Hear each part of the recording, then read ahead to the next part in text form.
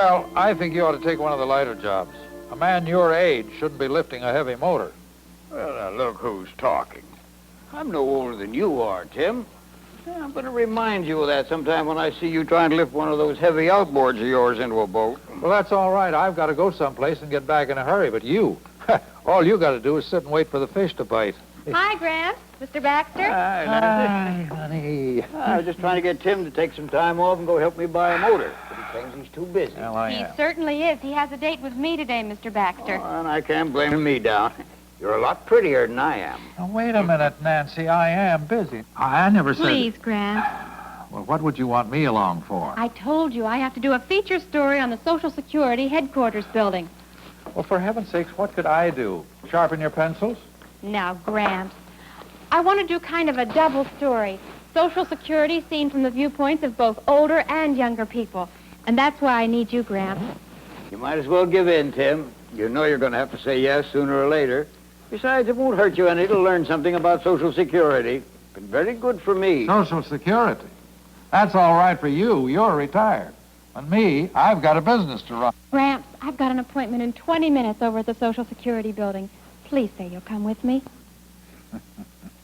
All right, honey. I'll go. Just as soon as I take care of Sam. Don't worry about me. I'll be all right by myself. Bye, Mr. Baxter. Goodbye, Nancy. Go on. Have fun.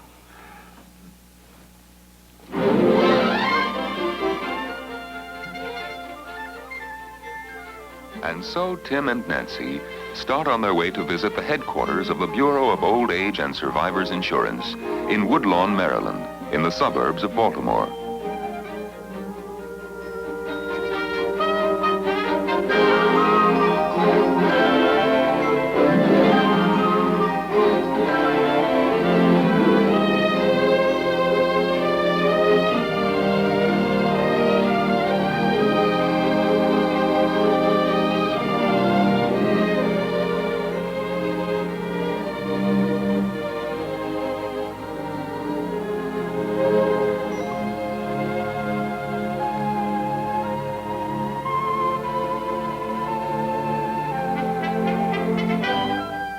This is the home office of the American System of Old Age, Survivors, and Disability Insurance, nerve center of the Social Security program that affects practically every American family.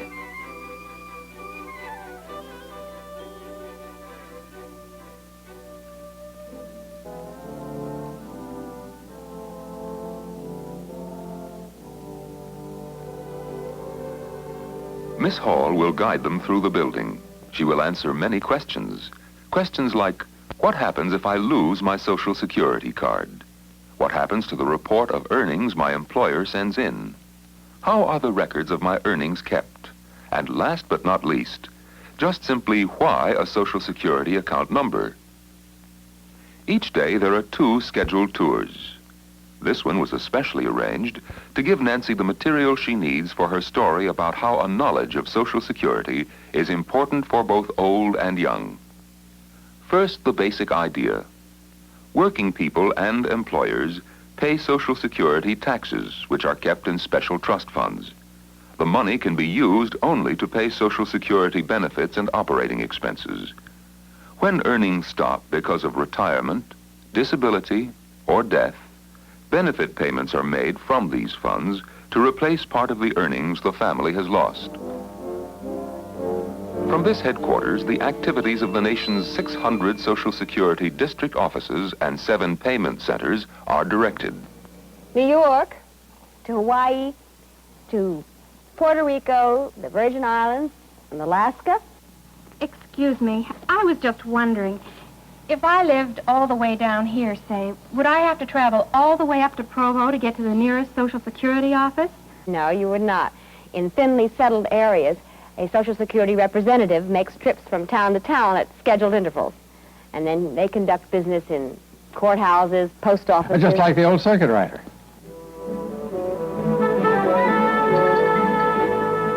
From here, the guide will lead Nancy and Tim to the section where over 139 million original applications for Social Security cards are filed in numerical order.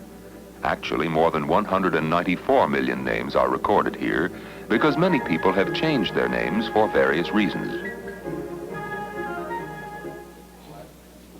And there's one in here for you, Mr. Miller, and another one in here for you, Mrs. Carroll. Well, I don't remember filling out any application. Well, let me have your Social Security card for a minute, and we'll pick out your original application. Well, I wonder if I have it here. Yeah, well, yes, here it is. Thank you.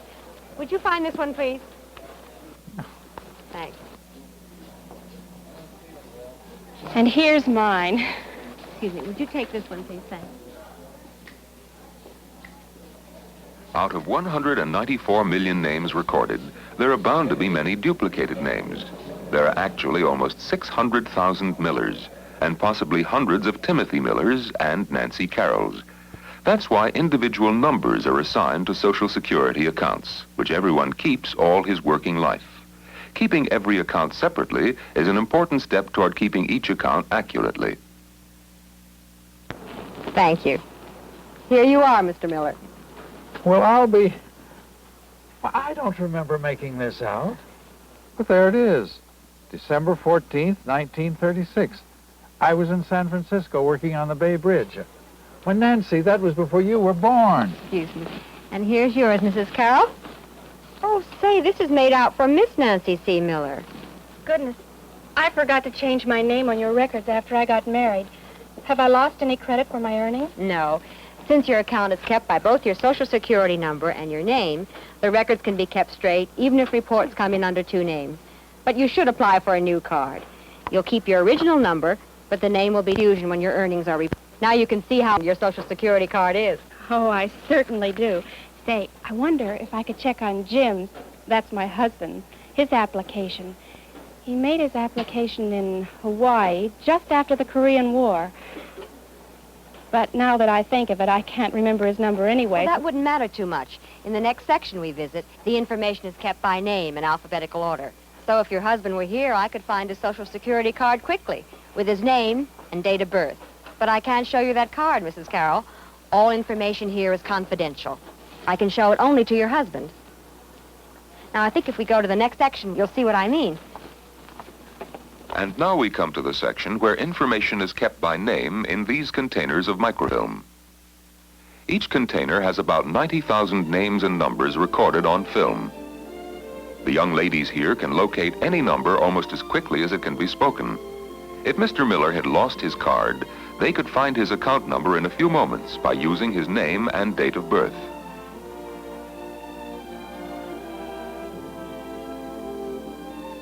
These are reports of earnings.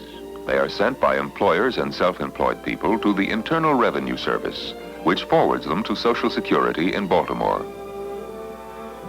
We know that account numbers are used to keep each person's records straight.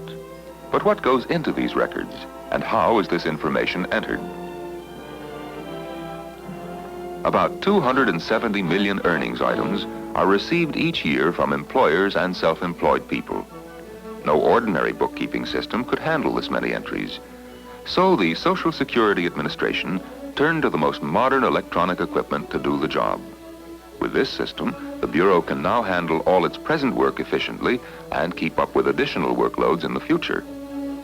The information from these reports is transferred to punch cards, which are used to transfer the information to magnetic tape. Information from this tape goes into an electronic computer, which brings the old earnings record up to date and delivers a new tape with a current record of each person's earnings. The new tape stores the information for daily use until new reports come in and a new tape is made. Social Security offices across the nation wire Baltimore and request information from the earnings record when an application for benefits is made. The request starts on paper tape, is relayed through a communication center, and received in the central office on magnetic tape. No further typing is needed to the required office. These machines furnish the records and compute the amount of monthly benefits for more than 15,000 each day. Requests for wage information also come in by mail, directly from people who want to be sure that their earnings have been properly reported. The requests are transferred to punch cards and then handled in about the same manner as requests from district offices. They go to magnetic tape, to the computer, and then statements of earnings are printed automatically and mailed. Everyone whose work is covered by this law should write for one of these statements about every 3 years. Over 2 million of these statements are prepared every year. That was such an interesting tour, Miss Hall. I'm sure I have more than enough information to write a good feature. Miss Hall, I know we've been taking up quite a lot of your time, but there is a question I'd like to ask you. Well, go right ahead, Mr. Miller. That's what I'm here for. Well, back there, you said some man drawing benefits even after he keeps on working. Yes, you don't have to quit working entirely. You can earn quite a good deal and still collect some benefits. Nancy, I'm sure glad I came out here with you. When business falls off, I'm going to be applying for benefits. Yes, you can.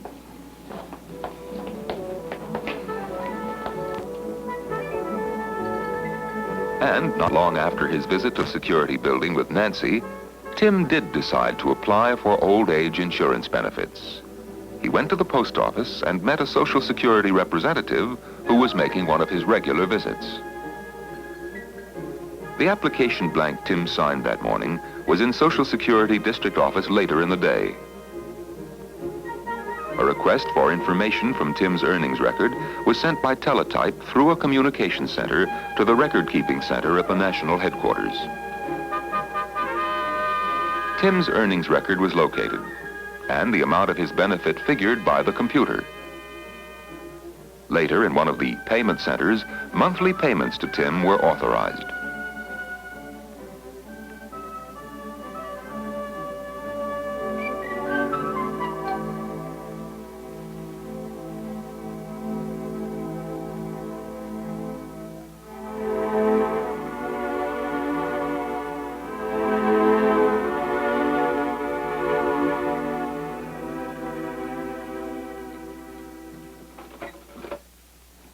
Here's your mail, Tim. Oh, thank you, It Sam. just came. I don't suppose you'd be interested in this check, would you? Check? Treasury Department. Hey, that must be my Social Security check. Yeah, you finally applied for it, did you? You remember the day I went with my granddaughter on that story assignment? Yeah. Hey, did I ever show you that story that she wrote up? Yeah, you showed it to me the day it come out. Let me find it now. Yeah, you showed it to me. Here it is. Yeah, mighty fine piece of writing. I remember it very well. Social Security story by Nancy Carroll. Staff reporter. Nancy's report is one chapter in a continuing story which every American should know.